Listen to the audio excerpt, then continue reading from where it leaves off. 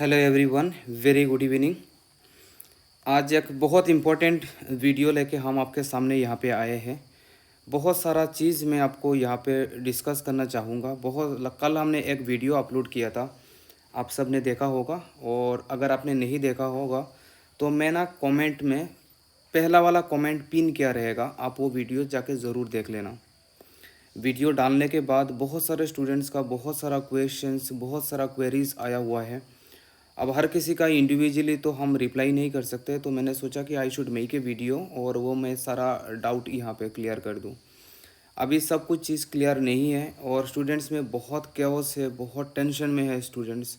बहुत messages comments आ रहा है कि सर प्लीज़ हेल्प, और हमें मार्क्स काउंट करके हमें बताइए क्या हम सेफ़ है कि नहीं। एक्चुअली क्या हुआ, मैं आपको बोलता हूँ।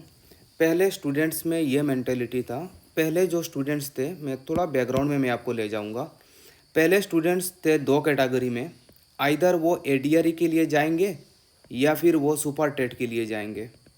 ठीक है, तो दे वर वेरी डिसाइडेड कि हमारे पास सी टेट या फिर आसाम टेट का सर्टिफिकेट है, तो will seat for next exam, हम सुपर टेट देंगे और विल डू वेरी गुड। और वो सुपर टेट और एडीआरई दोनों तो अलग अलग है ऑब्वियसली। तो वो सुपर टेट को लेके ज़्यादा फोकस्ड थे, जो ऑलरेडी क्वालिफाइड है या फिर इन्होंने अभी रिसेंटली सी टेट एग्ज़ाम दिया है। और हमारे पास स्टूडेंट्स आए भी है, हमें बोला भी है कि हम किस में जाए, तो मैंने बोला चलो अभी वेट कर लो नोटिफिकेशन तक का, फिर आप स्टार्ट कर लेना। अब जब कल नया वो नोटिफिकेशन आया तो स्टूडेंट्स में बहुत एक क्योस आ गया कि अब हम करें क्या। अभी समझ में नहीं आ रहा है कि हम सेफ़ है कि नहीं, हमें एडीआरई का प्रिपरेशन करना है कि नहीं। और इस चीज़ को लेकर स्टूडेंट्स में बड़ा क्योस है। और मैं पर्सनली बोल रहा हूँ इस चीज़ को, शायद मेरे पास भी इतना एक अच्छा आंसर नहीं होगा आज के दिन में कि मैं आपको पूरा क्लियरली बोल पाऊँ कि आपको ये करना है। क्योंकि पहले जब हमारे पास स्टूडेंट्स आते थे, जो क्वालिफाइड स्टूडेंट्स आते थे आइदर सी टेट और आसाम टेट हो, तो हम उनको डायरेक्टली बोलते थे एडीआरई में इतना फोकस मत कीजिए, focus more in your super TET. आप उसमें अच्छे से अच्छा कीजिए, वेटेज वहाँ पे 90% रहेगा, 80% रहेगा और आप आराम से निकाल लेंगे। Make sure you have a very good percentage in super TET, और उसमें ज़्यादा फोकस कीजिए। लेकिन अब तो हमको बोल नहीं सकते क्योंकि नया एग्ज़ाम तो कुछ होगा ही नहीं। तो इसीलिए अब हमने यहाँ पे एक नया एक स्ट्रेटेजी बोलिए हम लेके हम आपके सामने आए हैं। पहली बात, अब ऑब्वियसली स्टूडेंट्स का डाटा हमारे पास सबका नहीं है, हम इंडिविजुअली सबको असिस्ट तो कर नहीं सकते। तो यहाँ पे हम एक कट ऑफ प्रेडिक्शन हम लगा रहे हैं, और ये कट ऑफ प्रेडिक्शन आप हमें हेल्प करेंगे, आप हम इस पार्टिसिपेट करके। कैसे? इस वीडियो के कमेंट में पिन क्या रहेगा, आपको एक गूगल फॉर्म मिलेगा, मैं आपको रिक्वेस्ट करूंगा आप प्लीज़ वो गूगल फॉर्म फिलअप कीजिए। आप इतना एश्योरेंस ही आप हमारे ऊपर रख सकते हो कि आपका डाटा, अगर आप हमें ट्रस्ट करते हो तो आपका डाटा हमारे पास रहेगा, सेफ रहेगा। हम पब्लिकली यहाँ पे लेके नहीं आएंगे, हम बस ये बोलेंगे कि कितने मार्क्स में कितना स्टूडेंट्स आए, हम किसी स्टूडेंट्स का आपका नाम नहीं लेंगे। तो in that sense you are completely safe. Google form में हमने यहाँ पे पूरा क्रिएट किया है कि आपका सेकेंड ईयर में परसेंटेज कितना है, एज ग्रेजुएशन में कितना है, डीएलएड बीएड में कितना है, फाइनल आउट ऑफ 100 में आपका क्या आ रहा है, वो सारा चीज़ हमने आपको वहाँ पे बताया है। आप प्लीज़ वो फिलअप कीजिए और वो सबमिट कीजिए, हमारे पास डेटा आ जाएगा। 1-2 दिन हम डेटा को लेके टीम के साथ बैठेंगे और वहाँ पे फिर मैक्सिमम मिनिमम वैल्यू निकालेंगे, और इसका एवरेज रॉ डेटा क्या आ रहा है वो हम आपके सामने शेयर करेंगे। और रॉ डेटा से आपको पता, रॉ मतलब मिडिल वैल्यू जो होगा उसके आस पर, नीचे तो नहीं होगा लेकिन मिडिल वैल्यू के ऊपर में हल्का 1-2 रेंजेस में आएगा, और that will be your predicted cut off. ठीक है, अब वो बोलेंगे सर वो तो डिस्ट्रिक्ट वाइज होगा, ओवरऑल आप कैसे निकाल सकते हो? आपको पता है कि इतना डिफरेंसेस नहीं होता है। हम कोशिश करेंगे डेटा के हिसाब से डिस्ट्रिक्ट वाइज भी अलॉटमेंट करने के लिए, तो कोशिश करेंगे, लेकिन ऑन एन एवरेज आपको रफली आइडिया तो मिल जाएगा कि कितना तक सेफ है। इतना तो क्लियरिटी आप में आ जाएगा, है ना सर? तो वही एक चीज़ मैं सोचा कि आपको यहाँ पे शेयर करूँ, और अब बहुत सारा क्वेश्चंस का आंसर भी करना है, आप देख रहे होंगे। दूसरा चीज़ मैं आपको ये चीज़ बोलना चाहूँगा, देखो सुपर टेट अभी तो हो नहीं रहा है ना?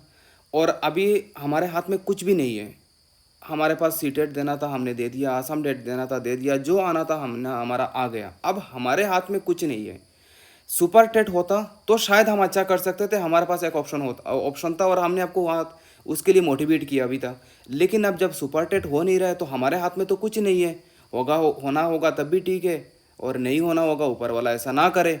तो अब हम यहाँ पे 100% फोकस कर सकते हैं एडीआरई में। देखो, जिसका होना होगा ना वो एडीआरई में भी होगा और टेट में भी होगा।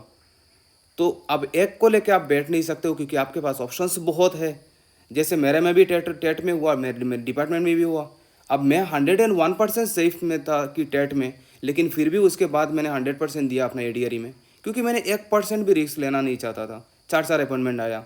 तो मैं वही चीज़ आपको बोलूँगा कि अब जब ये हमारे हाथ में नहीं है तो इसको लेके क्यों टेंशन करना है। बाकी तो 22,000 तो इसमें है, तो आप उसको लेके फोकस कीजिए ना सर। अब यहाँ पे अगर आप इस मोमेंट के लिए अगर आप डिमोटिवेट हो तो मैं आपको ये चीज़ बोलूँगा, there is someone who is watching us. आप किसी भी नाम से बुलाइए, बट मेक श्योर कि अगर अपना बेस्ट देंगे तो ऑब्वियसली आप अच्छा करेंगे, चाहे आप ये एटेट में हो या फिर चाहे आप एडीआरई में हो। और ये स्टूडेंट्स के रेस्पॉन्स मतलब बहुत रिक्वेस्ट से हमने एक नया बैच लॉन्च किया है। बस ये मतलब आज नया स्टेटमेंट में आप इस नंबर से बात करके आप हमारा न्यू बैचेस ज्वाइन कर सकते हैं। जहीरुल सर नाम से एक ऐप होगा, आप प्ले स्टोर में डाउनलोड कर सकते हैं और फिर ऐप ज्वाइन करके आप वहाँ पे पूरा रिकॉर्डेड क्लासेस आपको मिलेगा। हमने डिपार्टमेंट क्लियर किया एग्ज़ाम, तो हमारा थोड़ा बहुत आइडिया है और हमारे साइड से जितना भी हो सकता है हम स्टूडेंट्स के लिए कर रहे हैं और आगे भी करेंगे। I welcome you here in this family. तो ये तो था आपका प्रिपरेशन स्ट्रेटेजी के बारे में। अब आगे हम कुछ क्वेश्चंस का रिप्लाई कर लेते हैं। सबसे ज़्यादा क्वेश्चंस आ रहा है, यही question, is graduation required in LP. अब इसके लिए मैं आपको ये बोलूँगा, अच्छा मैं एक चीज़ को यहाँ पे इतना बोलूँगा कि काट ऑफ के लिए मेरे हिसाब से 70 प्लस नहीं जाएगा, आउट ऑफ 100 70 प्लस नहीं जाएगा। बस इस मोमेंट में मैं इतना बोल सकता हूँ, ठीक है। अब बाकी देखते हैं डाटा क्या आ रहा है। वो मैं एक इमेजिनरी के लिए बोला, क्योंकि मैंने एडीआरई मैंने एक्चुअली काट ऑफ बनाने में बड़ा डर सा लगता है, पता है, क्योंकि स्टूडेंट्स आते हैं एक्सपेक्टेशंस के साथ। अगर एक्सपेक्टेशन फिलअप हो गया, फुलफिल हो गया तो बड़ा अच्छा कमेंट करके जाते हैं, और अगर एक्सपेक्टेशन अगर फुलफिल नहीं हो रहा है तो गाली देके जाते हैं। तो ये बड़ा सेंसिटिव होता है कट ऑफ बनाना। जब हमने एडीआरई का कट ऑफ बनाया था, लास्ट एडीआरई का, इतना गाली पड़ा कमेंट सेक्शन में कि स्टूडेंट्स मतलब हमारा आईटी टीम डिलीट करते करते थक गए थे। लेकिन आप कमेंट करेंगे, आपको 2 मिनट लगेगा, 50 सेकंड लगेगा और डिलीट करने में 1 सेकंड, तो बाकी आप मेच्योर्ड हो। लेकिन हाँ, 99% काट ऑफ फिट हुआ था, गाली भी खाया था, और स्टूडेंट्स ने फिर काट ऑफ एनालिसिस जब देखा और फाइनल जब आया तो वहाँ पे फिर आके बोला कि सर आप उस टाइम पे सही थे। क्योंकि थोड़ा हम इसके आज 6 साल हो गया, थोड़ा बहुत तो एक्सपीरियंस हम भी हाँ, मतलब आप हमें ट्रस्ट कर सकते हो कि नहीं 6 साल का एक्सपीरियंस है। मतलब 100% एक्यूरेसी तो नहीं होगा, लेकिन हाँ 80% तो एक्यूरेसी आप एक्सपेक्ट कर सकते हो। तो ठीक है, तो चलिए फिर हम आगे बढ़ते हैं। अब यहाँ पे सबसे ज़्यादा इम्पोर्टेंट हो जाता है कि ग्रेजुएशन चाहिए कि नहीं एलपी में। अब इसका क्वेश्चंस का रिप्लाई देने के लिए मैं आपको छोटा सा एक चीज़ यहाँ पे मतलब मैं दिखाना चाहूँगा। एक सेकंड में आपको नीचे ले जा रहा हूँ। अब ये जूम कर रहा हूँ मैं, ये देखिए यहाँ पे लिखा हुआ है सर, स्ट्रीमिंग टीचर्स सिलेक्शन कहाँ गया सर, हाँ, selection of teacher for lower primary school class 1 to 5 shall be made.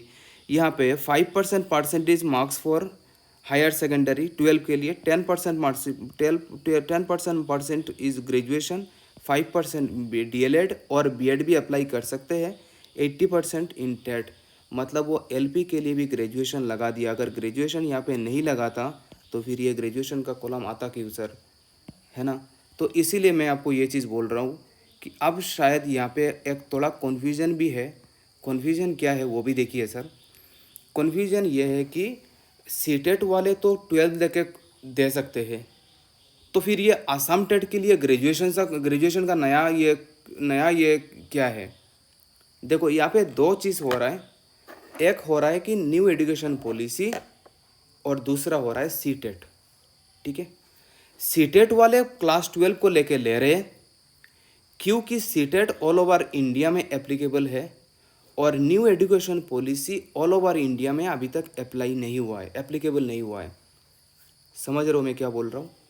अभी तक सीटेट 12 पास वालों को इसीलिए अलाउ कर रहा है क्योंकि सीटेट तो obviously central government, that is your national, और नेशनल में तो सब स्टेट आता है, लेकिन सब स्टेट में एनईपी एक्सेप्ट नहीं किया है। वायर एस हमारे मामा जी कितने एक्टिव और अपडेटेड है वो आप जानते होंगे। If I am not wrong, ये जो एनईपी का जो यहाँ पे जो मतलब ये ग्रेजुएशंस को लेके ऐड करना है कि नहीं, बीएड ऐड करना है कि नहीं, ये कंप्लेन फाइल हुआ था राजस्थान से, जो सुप्रीम कोर्ट में गया था, और सुप्रीम कोर्ट ने बोला था कि मतलब लोअर प्राइमरी सेक्शंस के लिए बीएड एप्लीकेबल नहीं है। लेकिन यहाँ पे स्टेट में वो चीज़ एप्लीकेबल कर रहे, यहाँ पे क्लियरली बताया गया है। ये इसका मतलब ये कि वो बीएड हो या फिर डीएलएड हो, वो एलपी के लिए वो अलाउ करेंगे। अब ये क्लियरिटी हो गया। ये तो था आपका डीएलएड और बीएड का। सेकंड चीज़ ये है कि अब क्या ग्रेजुएशंस मैंडेटरी है एलपी के लिए। अब यहाँ पे जो उन्होंने मतलब ये एलिजिबिलिटी क्राइटेरिया जो लगाया है, उसमें क्लियरली मेंशन है कि यस ग्रेजुएशन चाहिए। अब वो सेकंड प्रपोजल क्या आता है, ओबियसली इसमें बहुत सारे स्टूडेंट्स इसमें छूट जाएंगे क्योंकि बहुत सारे कैंडिडेट है एलपी में जो सेकेंड ईयर सीटेट से और या फिर आसाम टेट से वो अप्लाई किए थे, लेकिन अब तो ग्रेजुएशन ऐड हो गया तो वो सारे छूट जाएंगे। वो ओबियसली वो केसेस के लिए जाएंगे, वो फिर वो एजुकेशन मिनिस्टर सर से मिलेंगे। वो बाकी आगे क्या होगा वो तो आप और हम नहीं बता सकते, लेकिन दैट इज़ द रियलिटी और आपको एक्सेप्ट करना पड़ेगा। आगे गवर्नमेंट अलाउ करे या ना करे, दैट इज़ सेकेंडरी थिंग। अब ये चीज़ आया कहाँ से है? ये आया है हमारा new education policy. Again that is a new education policy बोल रहा है कि सेकेंड ईयर मतलब सॉरी एलपी सेक्शन के लिए candidate must be a graduate. Whereas CTET allow कर रहे। सीटेट अभी तक 100% अप्लाई नहीं किया। क्यों नहीं कर पाया? क्योंकि सीटेट अप्लाई अभी तक 100% नहीं कर पाए क्योंकि ओबियसली सब स्टेट ने अभी तक न्यू एजुकेशन पॉलिसी अभी तक इम्प्लीमेंट नहीं कर पाए। ठीक है जी, आई होप यहाँ तक आपको पूरा क्लियर हो गया होगा ये सीटेट वाला का ये कॉन्सेप्ट। अब फिर नेक्स्ट मैं आगे आगे जो आपको बोलूँगा कि आज इस बार का जो सीटेट का कैंडिडेट थे, इस बार का जो सीटेट का कैंडिडेट थे वो फ्रेश बैच का, क्या वो अप्लाई कर सकते हैं इसमें? अब इसका क्लियरिटी तो हम 100% नहीं दे सकते क्योंकि ये पूरा डिपेंड करेगा आपका ऑफिशियल नोटिफिकेशन कब रिलीज़ हो रहा है। कम्प्लीटली आपका ऑफिशियल नोटिफिकेशन के ऊपर डिपेंड करेगा। जैसे लास्ट ईयर का मैं थोड़ा बहुत बता देता हूँ आपको। लास्ट ईयर में क्या हुआ था? लास्ट ईयर में ये हुआ था कि पहले सीटेट का रिज़ल्ट नहीं आया हुआ था, तो सीटेट वाले फ्रेशर बैच का स्टूडेंट्स अप्लाई नहीं कर पाए थे। ठीक है, फ्रेशर्स कैंडिडेट्स अप्लाई नहीं कर पाए थे। तो फिर उसके बाद फिर क्या हुआ कि फ्रेशर्स तो अप्लाई नहीं कर पाए, तो फिर उन्होंने एजुकेशन मिनिस्टर सर से जाके मिले, तो उन्होंने फिर नया पोर्टल ओपन किया और फिर जाके उन्होंने वहाँ पे अप्लाई किया था बाद में। तो शायद इस बार भी ऐसा हो सकता है कि वो तो बोल रहे कि 10 सितंबर से पहले नोटिफिकेशन आ जाएगा। अगर 10 सितंबर से पहले नोटिफिकेशन आ गया तो अभी तक सीटेट का आंसर की नहीं आया। सीटेट का आंसर की आना बाकी है, फिर उसके बाद सीटेट का रिज़ल्ट आना बाकी है, फिर उसके बाद फिर वो मतलब वो मार्कशीट देंगे वो आपको, और वो फिर आप जो मार्कशीट जो आपको मिलेगा उसमें जाके फिर वो अपलोड करेंगे। आप किसी एग्ज़ाम में नहीं बैठ रहे हो कि सर किसी भी रैंडम डॉक्यूमेंट से आप अप्लाई करेंगे और एग्ज़ाम में बैठ जाएंगे। आप जॉब के लिए अप्लाई कर रहे हो, और जॉब के अप्लाई के टाइम में जिस सर्टिफिकेट से आप अप्लाई करते हो उसी सर्टिफिकेट को आपको वेरीफाई कराना होता है डॉक्यूमेंट वेरिफिकेशन में। तो यहाँ पे फिर ये बहुत बड़ा इम्पोर्टेंट हो जाता है मार्कशीट आना।